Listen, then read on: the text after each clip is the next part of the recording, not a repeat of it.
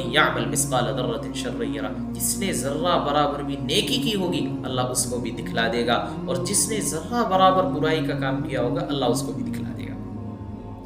اللہ تبارک و تعالیٰ نے اس آیت کریمہ کے اندر وہ بات ارشاد فرما دی ہے کہ انسان حیران رہ جاتا ہے۔ فَمَن يَعْمَلْ مِثْقَالَ ذَرَّةٍ خَيْرًا يَرَهُ، اور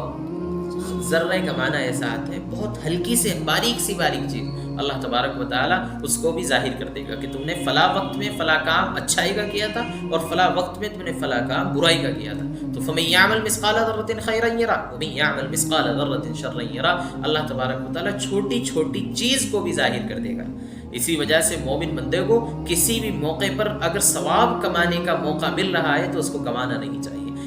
اگر جیسا گناہ کرنے سے انسان کو فکر ہونی چاہیے، ایسے ہی نیک کام کرنے کی فکر بھی اس کے پاس ہونی چاہیے۔ جس قدر بھی ممکن ہو، جانی ہو یا مالی، عبادت میں انسان کو لگا رہنا چاہیے تاکہ ثواب حاصل ہو۔ اگر اس کو موقع مل رہا ہے ایک مرتبہ سبحان اللہ کہنے کا تو اس کو سبحان اللہ کہہ لینا چاہیے۔ اگر اس کو موقع مل رہا ہے، اگر اس کو اتنا وقت مل رہا ہے کہ قرآن کریم کی ایک آیت تلاوت کر سکتا ہے تو اس کو کر لینی چاہیے، کیونکہ وہ وقت آنے والا ہے جب پیشی کا دن ہوگا اور انسان یہ سوچے گا مجھے ثواب کوئی دے دے، لیکن اس وقت کوئی نہیں دے پائے گا۔ تو حضرت عدی بن حاتم رضی اللہ تعالی عنہ سے روایت ہے، اللہ کے نبی حضرت جناب رسول اللہ صلی اللہ علیہ وسلم نے ارشاد فرمایا اتقوا النار ولو بشق تمرہ، کہ جہنم کی آگ سے بچو اگرچہ کھجور کے ایک ٹکڑے کے برابر ہی کیوں نہ ہو۔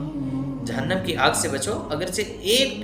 کھجور کے ٹکڑے کے برابر ہی کیوں نہ ہو۔ اور آگے اللہ کے نبی صلی اللہ علیہ وسلم نے ارشاد فرمایا اگر تم اس کو بھی حاصل نہ کر پاؤ، وہ بھی کسی کو نہ دے پاؤ، تو کسی کو اچھی بات ہی بتلاؤ۔ یہ بھی صدقہ ہے، کرنی چاہیے۔ ہم نیک کام کریں، اچھائی کے کام کریں، برائی کے کاموں سے ہم رک جائیں، بھلی بات لوگوں کو بتلاتے چلیں۔ تو اللہ نے جو آیت ارشاد فرمایا وَمَن يَعْمَلْ مِثْقَالَ ذَرَّةٍ خَيْرًا يَرَهُ وَمَن يَعْمَلْ مِثْقَالَ ذَرَّةٍ شَرًّا يَرَهُ، تو ہر مومن کے سامنے یہ آیتیں رہنی چاہیے، ہر مومن کے ذہن میں یہ آیتیں رہنی چاہیے، تاکہ وہ جب کوئی نیکی کا کام کرے تو اس کو یاد رہے کہ اس کا حساب دینا ہوگا، مجھے اس پہ تکبر نہیں کرنا ہے۔ اور اگر کوئی گناہ کے کام کا ارادہ بھی کرے تو اس کو فوراً یاد آ جائے کہ اس گناہ کے بارے میں مجھے اللہ تبارک و تعالیٰ کے یہاں حساب دینا ہوگا، مجھے اللہ کے یہاں یہ فرشتے لکھ رہے ہیں، اس کے بارے میں مجھے بتانا ہوگا میں نے گناہ کیوں کیا تھا۔ اللہ کے نبی حضرت جناب رسول اللہ صلی اللہ علیہ وسلم نے ام المؤمنین سیدہ عائشہ صدیقہ رضی اللہ تعالی عنہا سے فرمایا کہ عائشہ معمولی گناہوں سے بھی بچو،